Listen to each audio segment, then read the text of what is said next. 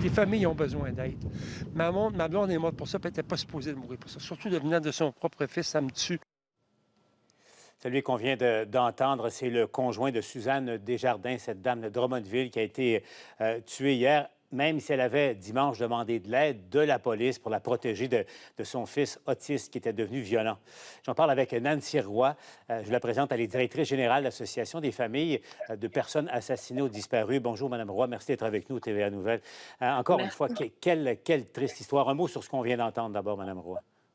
Écoutez, c'est d'une grande tristesse, mais au-delà de ça, je pense que c'est questionnable et extrêmement préoccupant. Il va falloir que des gens se portent aussi imputables de cette situation-là.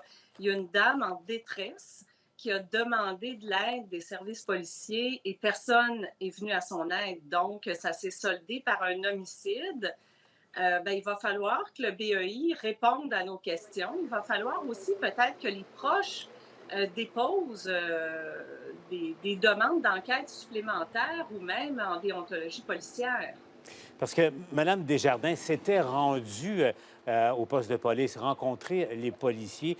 Selon vous, Mme Roy, est-ce que ça aurait été la même chose si elle avait carrément appelé le 911 pour demander une patrouille, que des policiers viennent à la maison? Bien, écoutez, ce qu'on constate en ce moment, c'est qu'il y a beaucoup d'appels pour la détresse psychologique.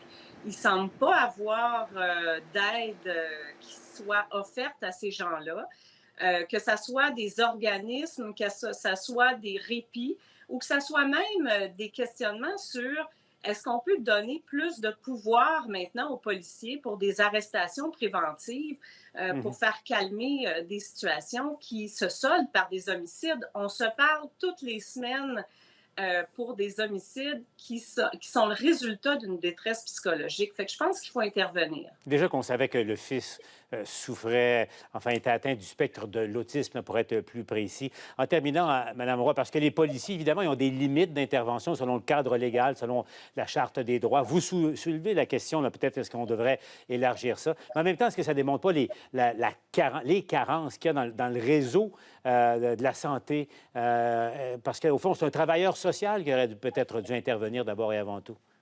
Mais ça fait longtemps, je pense, que cette dame-là demandait de l'aide. Je pense qu'aussi, il faut se questionner sur les lacunes au niveau du service des lois judiciaires, du service de santé, des organismes communautaires qui ne répondent pas à la demande, malheureusement, par manque de sous. C'est urgent d'asseoir les gens autour d'une table et de trouver des solutions de façon urgente. Pas dans un an, pas dans 2 ans, mais immédiatement. Nancy Roy, je vous rappelle, est de l'Association des familles de personnes assassinées ou disparues. Merci, Mme Roy, d'avoir été avec nous au TVA Nouvelles.